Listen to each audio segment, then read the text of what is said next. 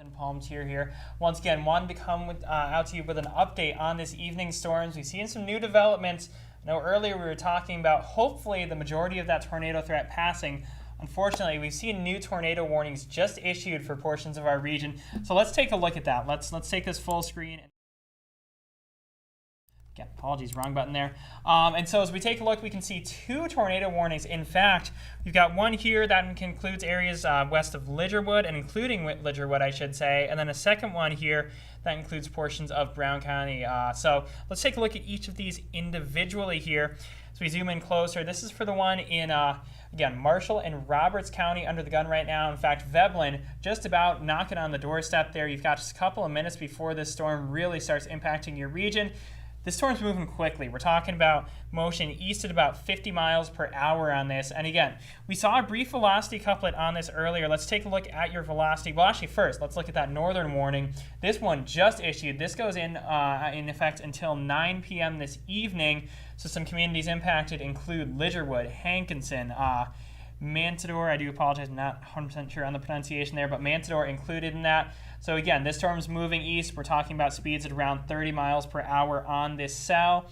It's going to continue moving east over the next hour. So again, looks like Lidgerwood impacted probably in the next, I would say, about 20-25 minutes. Then towards Hankinson, we're going to see that impacting around the 9 p.m. hour, and that's when it starts getting towards that I-29 corridor too. So if you're traveling, conditions are going to be tricky over the next couple hours along I-29, especially along that North Dakota, South Dakota border. Now, let's look at velocity here. So we take a closer look. I'm just going to switch tools here real quick. As we take a closer look, if my graphics want to work with me, I do apologize. We're going to go backwards here real quick and just switch that up again.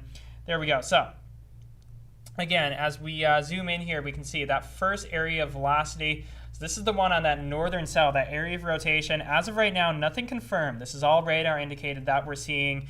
But notice how those reds, and again, I've said this all evening, those reds and greens there coming together. We saw this a little bit tighter earlier. It's a little bit broad now, which means that more likely than not, it's going to struggle a little bit more to put a tornado down, but it could put a tornado down at any time. If you are under this warning, seek shelter indoors, get to an interior structure, especially bathrooms are really, really good ones. Bathrooms or closets, get away from windows. If you have a storm shelter or a basement, get indoors, get underground, get in there.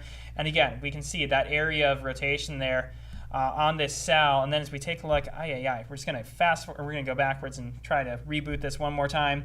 But again, as we take a look at our velocity here, once again, let's now move this to the southern cell there. We can see, so that Veblen cell, this earlier, once again, this is another cell that earlier we saw a little bit more impressive of a velocity signature on. Things looked a little bit more tornadic, but this could still put down a tornado, more than likely than not.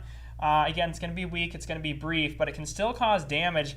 And again, we're seeing that one moving very quickly east at about 50 miles per hour. So again, just going back to those impact times real quick, Lidgerwood, in fact, is going to be impacting you in probably about the next 10-15 minutes. Hankinson, you've got about another 30-40 minutes before this cell impacts your area. And even if it's not tornado warned, still likely going to be packing a punch. We're talking about strong winds, heavy rain.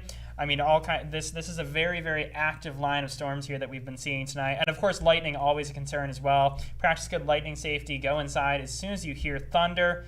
So again, another thing we're talking about this evening is our flash flooding risk. So we're taking a look at our rainfall estimations here. In some areas, this is an area right now just east of Ashley under a a flood warning, excuse me. This is where we see it anywhere from 3 to approaching 6 inches of rain falling. So again, if you see flooded roadways with these storms, turn around, don't drown. You never know if the roadway's washed out, if driveways are washed out. And we're going to see these heavy rainfall rates continuing with these storms over the next few hours. So again, something to keep in mind. We're watching for a flooding risk along with, of course, these gusty winds. Hail, luckily, hail size in most of these storms has dropped below 1 inch for the most part. And we'll hopefully see that trend continuing as we go through the next several hours. But again, something to keep in mind there. We've got a hail threat, we've got a wind threat, we've especially got a flooding threat as well. And we've seen these storms continuing to produce these brief spin-up rotations. Just going to back this up again, take a look at those velocities one more time. So we take a look, zooming in here towards that northern cell. Again, that rotation right over Ransom right now, moving towards Lidgerwood. Going to be there in probably about 5 or 10 minutes with the speed that this cell has. And then that southern cell, again, Not seeing quite as much rotation as before. Whoops. Not seeing quite as much rotation as before, but this still packs a punch. We've got strong winds and some small hail with that. So again, be weather aware this evening. So we just take one more look at those risks for today. I know I've gone through that a few times. Actually, let's just go up here. We did just see this issued as well. We have a flash flood warning. This is just west of this is along that North Dakota, South Dakota border. So that's where we saw that heavier rainfall earlier. And then this is a new one we just saw as well, issued along the I-94 corridor just west of and including Castleton, where we've seen as much as 3 inches of rain falling over the past couple of hours. So again, flash flooding or risk with all of these storms. The good news is this is going to continue pushing south and east, and hopefully over the next couple hours, we'll see that pushing fully out of our area, and we'll have a quieter night as the evening goes on. But for now, again, very active evening ahead of us, and let's just take a look again at that risk for this evening.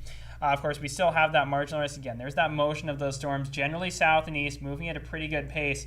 We've got that squall line developing. So again, watching for those spin-up tornadoes. And of course, that marginal risk, that slight risk being slightly shrunk down to just our far southwestern counties.